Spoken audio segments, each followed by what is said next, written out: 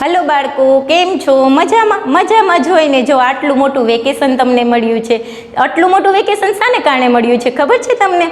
એક આપણા આખા વિશ્વમાં કોરોના નામની એક વૈશ્વિક બીમારી આવી છે અને એના માટે આપણે લડવાનું છે. એને ગભરાવાનું નથી, ડરવાનું પણ નથી. એની સામે તમારે લડીને સામનો કરવાનો છે. તમારે કોરોના વિશે હું થોડીક તમને માહિતી આપું છું. તમારે દરરોજ ઘરમાં રહેવાનું અને સુરક્ષિત રહેવાનું. હાથ વારંવાર સાબુથી ધોવાના અને સેનિટાઈઝર કરવાનું. બરાબર છે? આટલું ખાસ ધ્યાન રાખવાનું. સાથે સાથે આપણે થોડુંક ભણવું પણ પડશે, લખવું પણ પડશે, શીખવું પણ પડશે. બરાબર છે? તો હું બ્રિલિયન્ટ સ્કૂલ દ્વારા આયોજિત ઓનલાઈન એજ્યુકેશન દ્વારા ભાવના ધોકિયાત આપનું હાર્દિક સ્વાગત કરું છું. તો ચાલો બાળકો, હવે આપણે સાદો કક્કો શીખીશું.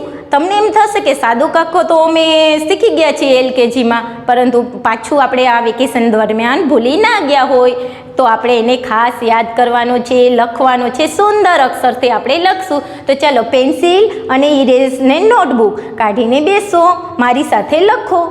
ચાલો હવે સાદો કક્કો લખીશું. ચાલો પેલા ક, કલમનો ક, સરસ મજાનો લીટો કરો. ક પછી શું આવશે? બોલો જી તમે બધા. ક પછી શું આવશે? ખ શેનું? ખટારાનું ખ. શેનું? ખટારાનું ખ. હવે પછી શું આવે? બોલો જી તમે બધા.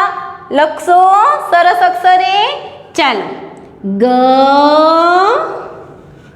ઊભી લીટી સરસ કરો. ગણપતિનો ગ. પછી શું આવે? ચાલો બોલો અને લખો એકદમ સરસ અક્ષરે. વળાંક એકદમ સરસ આપવાનો છે. સરસ મજાનું મીંડું અને ઊભો લીટો આખો, નાનો કરતા નહીં હો, નતર ધજાનો ધ થઈ જશે. બરાબર? પછી ઘ પછી શું આવે? ચ. સરસ મજાનો વળાંક આપો અને ઊભી લીટી. ચકલીનો ચ. હવે શું આવે? બોલો, વિચારો જે હવે શું આવશે ચકલીના ચ પછી? છત્રીનો છ. સરસ મજાનું વળાંક આપો, વચ્ચે સરસ મજાનું મીંડું કરવાનું, ઉપર લઈ અને અહીંયા બીજું મીંડું. છત્રીનો છ. સમજાઈ ગયું તમને? હવે છ પછી શું આવશે? થોડીક વાર વિચારો. ચાલો તમે મને કહો જે છત્રીના છ પછી શું આવે? સમજાવું તમને. છ પછી ચમરૂખનો ચ. સરસ મીંડું કરવાનું છે અને અક્ષર એકદમ સરસ વળાંકવાળા લખવાના છે. બરાબર? ચમરૂખનો ચ. પછી તો કે ઝબલાનો સ. વચ્ચેથી આવી રીતે સરસ નાનકડું કરો અને અહીંયા ક્રોશમાં લીટો. ઝબલાનો ઝ. હવે બોલો છીએ આના પછી શું આવશે? ઝબલાના ઝ પછી ટપાલીનો ટ. સરસ વળાંક. ટ પછી ઠળિયાનો ઠ. ઠળિયાનો ઠ. ચાલો હવે આપણે ક થી ઠ સુધી લખ્યું. હવે આપણે પછી ક થી ઠ સુધી ફરીથી બોલીશું એટલે આપણે બધાને પાકું થઈ જાય. ચાલો ક, કલમનો ક. ખ કેનું? ખટારાનો ખ. ગ, ગણપતિનો ગ. પછી ઘ. ચાલો બોલો ઘ કેનો? તો કે ઘ, ઘરનો ઘ. ચ, ચકલીનો ચ. છ, છત્રીનો છ. જ, જમરૂખનો જ, ઝબલાનો ઝ, ટપાલીનો ઠ, ઠળિયાનો ઠ. તો ચાલો હવે આપણે પેલી લાઈન શીખી ગયા. હવે આવશે ડની લાઈન.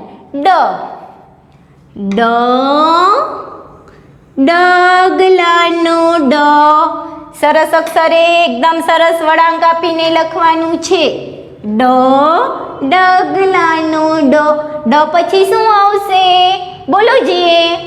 ડ પછી ઢગલાનો ઢ, ઢગલાનો ઢ પછી હણ, ફેણનો હણ. આમ સરસ વળાંક આપો. પછી અહીંયા નાનું એવું સરસ ગોળ કરો અને પછી ઊભી લીટી. આ છે હણ, ફેણનો હણ. હવે વિચારો, હણ ફેણના હણ પછી શું આવે? તો કે તલવારનો ત. સરસ વળાંક આપો. ઊભી લીટી. એકદમ સરસ લખ્યું ને? આવું સરસ. Very good. ચાલો તલવારના ત પછી તો કે થાળીનો થ. સરસ મજાનું એકડા જેવું કરી ઊભી લીટી. સરસ અક્ષર નીચે બેસાડીને વળાંકવાળા કરવાના છે. દ, સરસ વચ્ચે મીંડું અને વળાંક આપવાનો છે. દડાનો દ.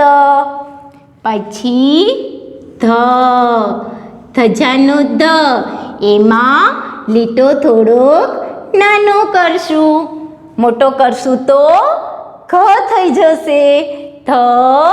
ધજાનો ધ.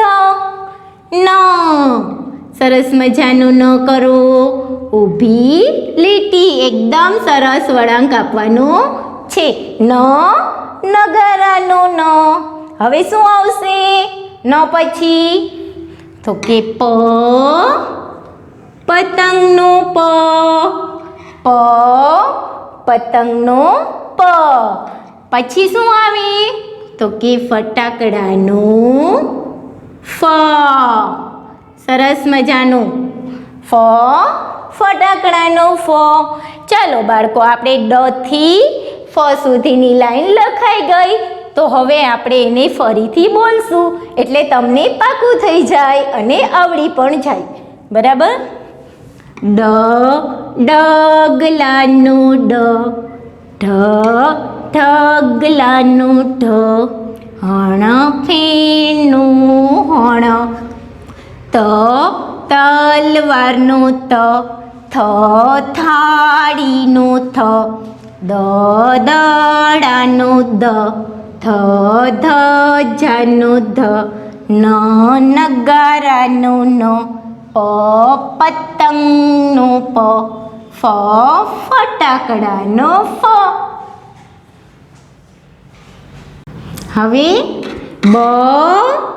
બકરીનો બ. જો આમ સરસ વળાંક આપવાનો છે અને ઊભી લીટી. એકદમ સરસ અક્ષરે લખો બકરીનો બ. એવી જ રીતે આમ એકદમ સરસ વળાંક આપી અને આવી રીતે વળાંક આપો. ભમરડાનો ભ. પછી શું આવશે? બોલો જી તમે બધા મારી સાથે. આડી લીટી કરજો, ઊભી લીટી અને પછી સરસ મજાનું મરચાનું મ. સરસ મજાનું આવી રીતે વળાંક આપવાનો છે. યતીશનો ય. રમકડાનું ર. પછી શું આવશે? લ. સરસ મજાનું આમ ગોળ કરો, આડી લીટી કરો, પછી ઊભી લીટી કરો.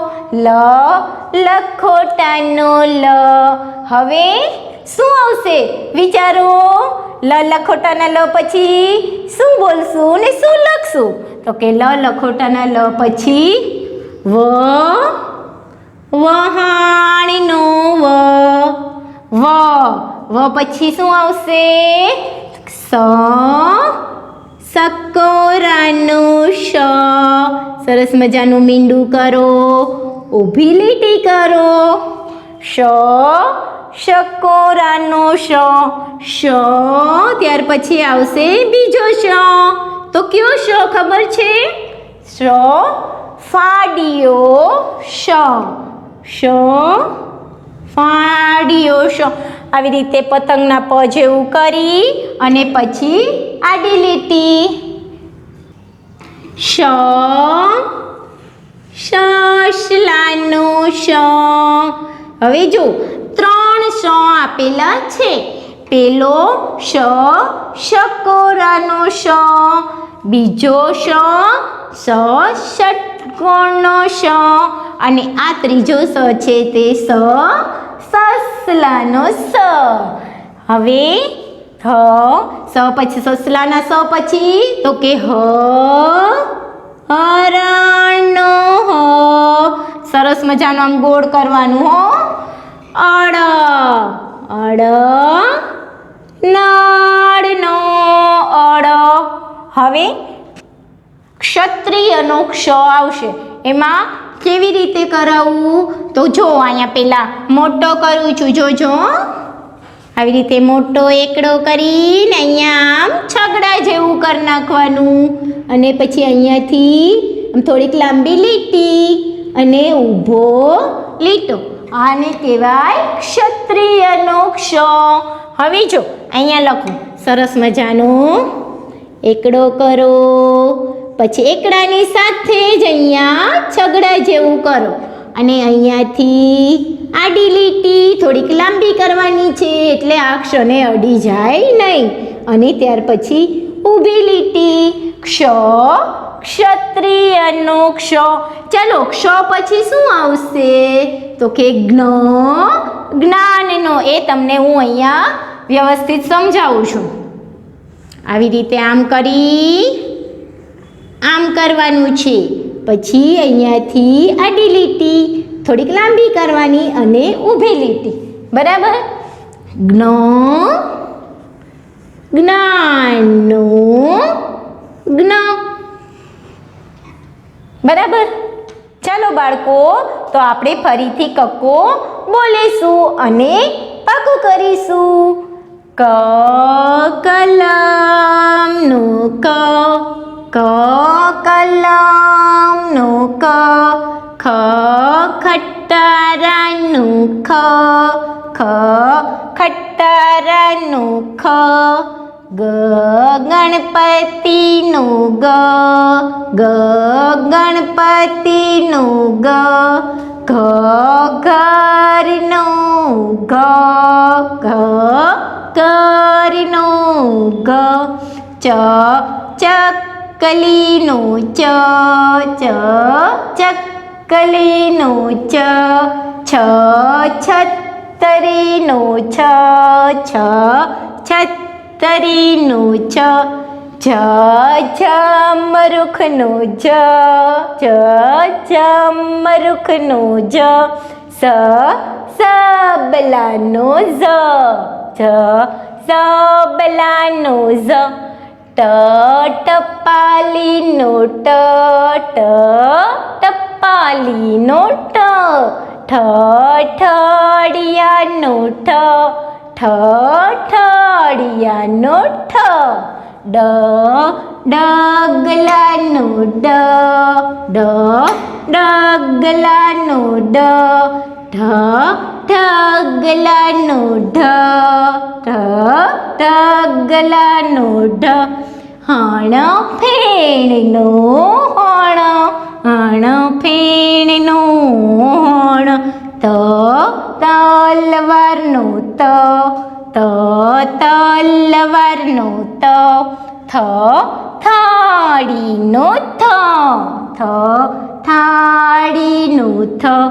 દડાનો દ દડાનો દ ધજાનો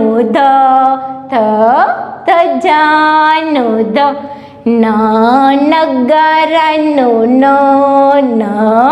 નગારાનો ન પતંગનો પતંગનો ફટાકડાનો ફટાકડાનો બકરીનો બકરીનો ભમરડાનો ભમરડાનો મરીચાનો મરીચાનો યતીસનો યતીસનો રમકડાનો રમકડાનો લખોટાનો લખોટાનો વહાણનો વહાણનો શકોરાનો શકોરાનો ફાડ્યો ષટકોનો સસલાનો સસલાનો હરાણીનો હરાણીનો અડનાડનો અડનાડનો ક્ષત્રિયનો ક્ષત્રિયનો જ્ઞાનનો જ્ઞાનનો ચાલો બાળકો, તો આજે આપણે લેક્ચર 1માં સાદો કક્કો શીખ્યા. તો તમારે એ સરસ અક્ષરે હોમવર્કમાં એકવાર લખવાનો છે. અને હવે આજે આપણે પહેલા લેક્ચરની અંદર સાદો કક્કો શીખ્યા છીએ. તો આવતીકાલે બીજા લેક્ચરમાં આપણે બીજું કંઈક નવું શીખશું. ચાલો, જય શ્રી કૃષ્ણ, ટાટા, બાય બાય.